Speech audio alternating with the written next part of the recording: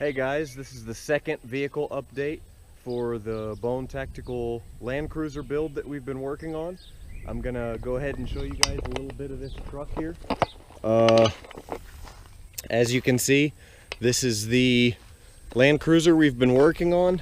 I've had a few questions and some comments regarding the original configuration and some confusion, so we'll go back over that a little bit.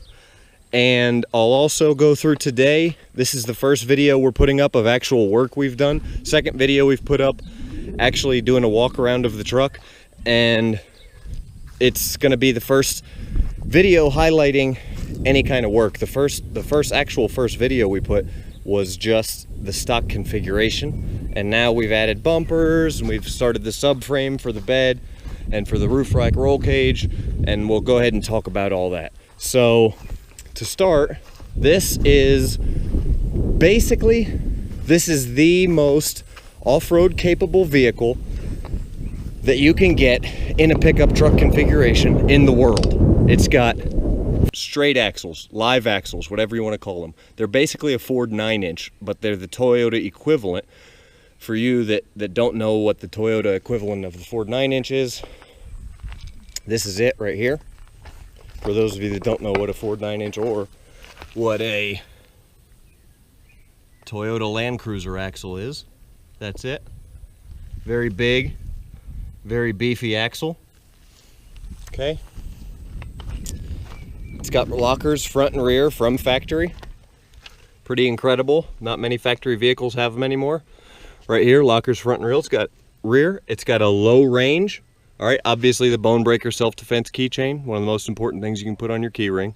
It's a weapon that you can carry anywhere with you, even on airplanes. We have guys carry them on airplanes. We've got pictures on the Instagram and all that stuff.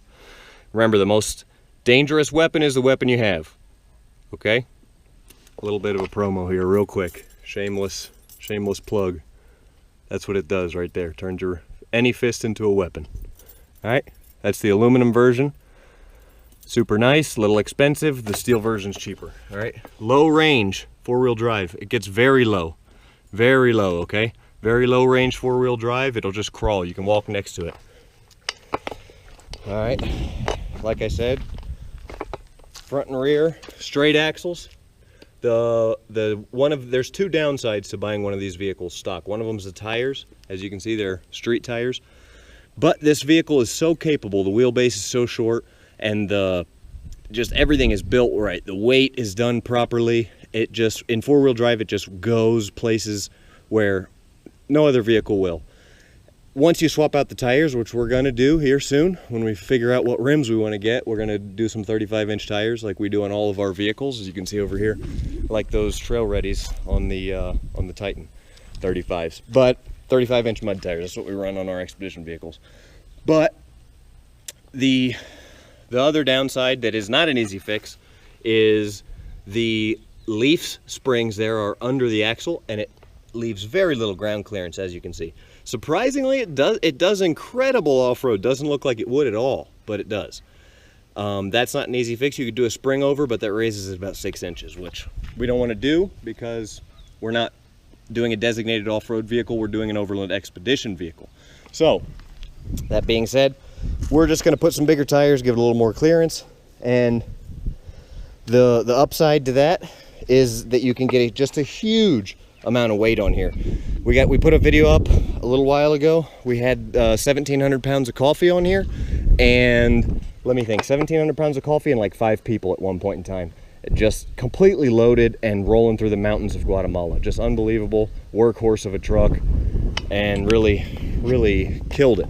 So continue to go around here a little bit, and let's talk about the engine. All right, it's a 2017, the only 2017 I know of that you can actually get without a computer.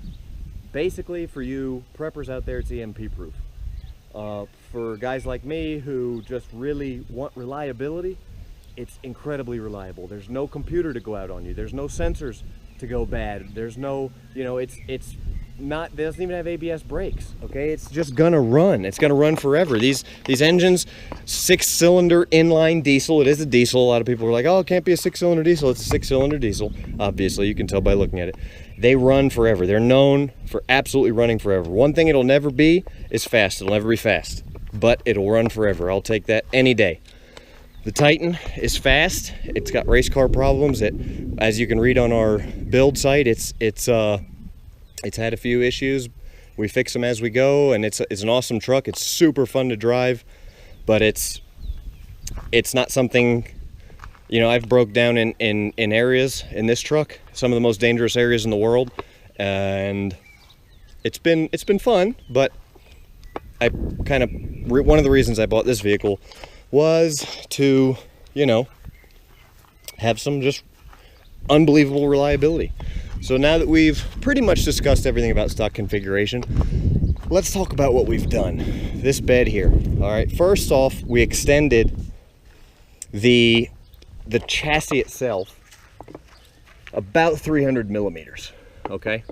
Which allows us to put a 6-foot box on here, aluminum box, and it allows us to have this storage capacity in there, but also I can sleep up there, throw a little mat down, put a little pop-up tent in here, even throw some canvas up, whatever I want to do, I can sleep in there if I want to. But one of the biggest things you'll see also is you'll see expedition vehicles these days, they don't have expedition vehicles these days, they have all this area here just completely solid filled in with containers and drawers, and you can't load cargo. You can't put anything in there. You can't carry your buddies because there's no back seat in a lot of them. And, you know, I want to be able to have a sleeping platform, area to sleep, area to chill, but I want to be able to also use this truck like a truck. I want to be able to throw some stuff in there and carry some stuff if I want to carry some stuff. So that's something I can do. Basically, we're going to have another one of these that'll fit up to 37s the way we've got it designed. We're going to have another spare tire carrier on the side. Spare tires are over the axles for the weight. We've, you know, like I said, aluminum drawers. These pull out. Same drawers we have in the Titan. Just pull all the way out. Huge amount of storage space in there. Absolutely huge. They're locked right now. Absolutely huge amount of storage space. Got these, added some pretty cool little hot rod lights. Everything we're doing LED. These lights you see here are your reverse lights right here, and they're tied right into when you put the truck in reverse, they light up. It's something really important. You want to have some bright reverse lights on an expedition vehicle. It's huge. It lights up this whole area back here when you're going to be driving, and especially for me, it's very important because the easiest time to high center a vehicle or get stuck or something like that is when you don't see where you're going, when you run into something that you don't know what you're doing, and backing up into a ditch or anything like that, high center a vehicle, you know, or drop down in a hole, and that's really when you're at night especially or something like that, it's the easiest way to get stuck. It's not, you know, driving the trail, it's when you're backing up and back into something you don't see. That's 7 times out of 10, I'd say that's when somebody gets stuck in an overland situation. All right, talk a little bit more. This is all tied into the frame, okay? Obviously, you can see here, the rear bumpers here are going to be air tanks for the compressor, so they're hollow, and they're going to be our air tanks for the compressor when we get those finished. This cage is a subframe. It's going to have another level with the full roof rack, and that's going to have all kind of support up there, going to be tied into the rock sliders. We've got these heavy-duty rock sliders here, as you can see. All right, like I said, it's going to have these 2 spare tires on each side. It's going to have some jerry can mounts here. Some other little secrets that we're going to show you when we get to that point, but as of right now, this is the thing. You can throw in any of your stuff in there. You can throw it in, anything you want to throw in. You can use it as a bed, but it's also going to be, you could put a roof rack up here. When we put the full roof rack, you can put another rooftop tent if you want to, solar panels, all that jazz up there. Front bumper, super heavy duty, obviously, like everything we do. Got a couple lights in there for backup lights. I'm going to convert these front headlights to HID because they're a terrible headlight. And down here in Central America, the roads are horrible, and you really got to be able to see where you're going at night because there's no good roads, really, unless you're going to be in the city, and we didn't build this truck for the city. So let's see, we got 3-inch tubing, you know, super heavy duty, obviously. Very solid, not completely solid steel, but tubing, obviously. Solid's too heavy, but very solid design and construction. Got the winch front and rear. We got a Warn 9000 in the rear, and we've got the stock Toyota that came with it up here. Box this in, obviously, and then got the lights and heavy bull bar protecting your radiator. And that's about what we've got done so far on the vehicle.